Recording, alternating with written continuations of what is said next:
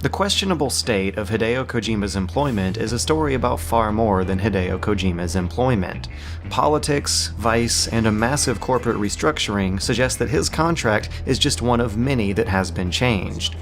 On March 19, 2015, Konami removed mention of Kojima's name from its executive positions and its Metal Gear Solid websites, and renamed his studio from Kojima Productions Los Angeles to Konami Los Angeles. That same day, while official Twitter accounts were reiterating their commitment to finishing MGS5, an anonymous source came out to GameSpot claiming Kojima was demoted to a contractor, scheduled to leave in December, and that his studio was given limited access to corporate internet, emails, and phone calls. The confusion and negative PR that has resulted has put in place a kind of communications lockdown. On April 14th, I tried reaching out to almost everyone connected with Kojima. Konami's official PR simply told me they have said all they're going to say on this subject, directing me to statements from a month earlier. Social media accounts for much of Kojima Productions have been deleted and are out of reach. When looking at Silent Hills, I called Norman Reedus' publicist, who told me they are not giving interviews about that game right now. Guillermo del Toro's fan mail account told me that the project is still in flux, no comment, before following up a week later on April 26 to tell a different person that the game was cancelled outright. But two people, much closer to Konami, did come out to me about injustices happening there, and one of them was willing to go into specifics. It's someone who wishes to remain anonymous, and before I go on, I want to stress the weakness of anonymous sources. This source could not provide any material proving their claims. Any conversation sourcing their info was not recorded. Although I did verify their position and I do trust them, I could not verify their information. For that reason, I've been really leery about sitting on top of what I think is good information, but it's not 100% set in stone. So consider what you're about to hear as rumors. All I can completely guarantee is that these rumors were not made up by me. They are rumors that have been circulating among Konami employees as of a week and a half before airing this video, and what they seem to do is clarify and justify a lot of existing facts that have been revealed in this past month. Regardless, the reasons why this person would choose to remain anonymous become clear with these 9 words. Hundreds of people are going to lose their jobs. Konami is going to burn the entire MGS franchise to the ground.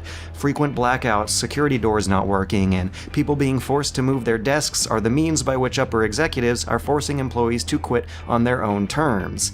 And in addition to Kojima's own team getting the axe, so too have the Dance Dance Revolution teams been facing mergers. These are hyperbolic claims, and without any transcripts or paperwork to back them up, I found myself questioning every one of them. The claim that the CEO of Konami plans to, quote, burn the entire MGS franchise to the ground contradicts the company's own earlier statement about continuing Metal Gear after MGS5. They're hiring for it right now, in fact, but outside of the typical Kojima studio, which strengthens the other claims of them closing down Kojima's studio and trying to remove him from the company for the sake of making less expensive products. The internet blackouts and the office inconveniences mentioned here seem like further specifications of the claims made by the GameSpot informant earlier.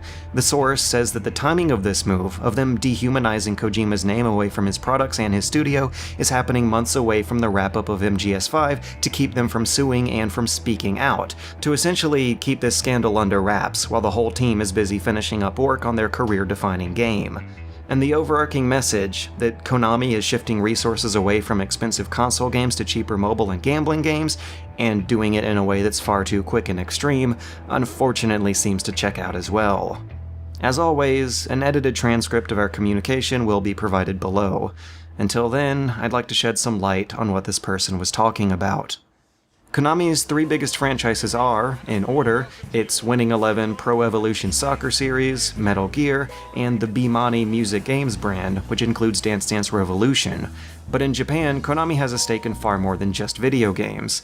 They also operate health clubs as well as numerous gambling products, referenced here in their public financial statement as gaming and systems, in contrast to digital entertainment, which makes video games as opposed to slots and pachinko machines. And when combined, their non-video gaming businesses completely eclipse their digital entertainment revenue. Not by a wide margin, but not an insignificant one either. Kajimasa Kozuki, the 75-year-old founder of Konami, is still managing it as a CEO, and according to my source, a feud between him and Kojima is partially to blame for their breakup. It's likely that only their personal acquaintances know if that's actually true, but we do know that Kajimasa has invested in gambling, which is currently illegal in Japan. A political movement to legalize it has moved along last year up until hitting legislative gridlock in November 2014, and this was around the time Contra slots were revealed. We've got some great licensed product in Dungeons & Dragons, and we've got a new and exciting product that cracks into the Konami digital entertainment library called Neo Contra.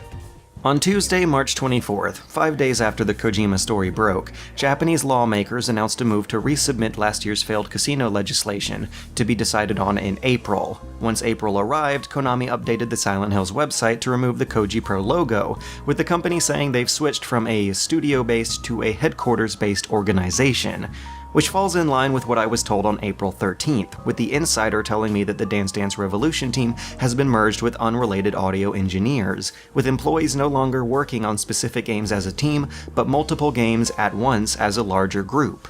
On the 16th and the 20th, I heard from Redis's publicist and Del Toro that they didn't want to talk about the state of Silent Hills. And on the 26th, it was announced that the Silent Hills playable teaser will be removed for downloading on the 29th.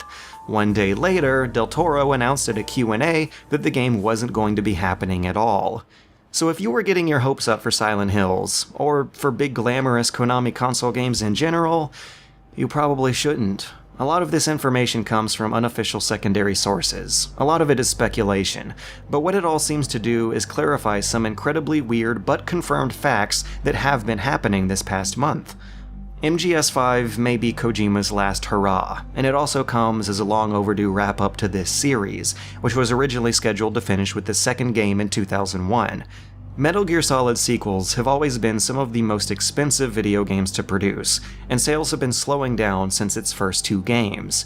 At this point, Konami may no longer see the returns for an MGS sequel as high as number 6, with the series' continuity only appealing to more dedicated fans as the story gets more complicated. However, the brand still carries significant weight, as seen by the successes of non-Kojima, non-Metal Gear Solid spin-offs like Metal Gear Rising. Metal Gear is still one of Konami's 3 biggest sales pillars, and it's unlikely that we won't see similar spin-offs in the future.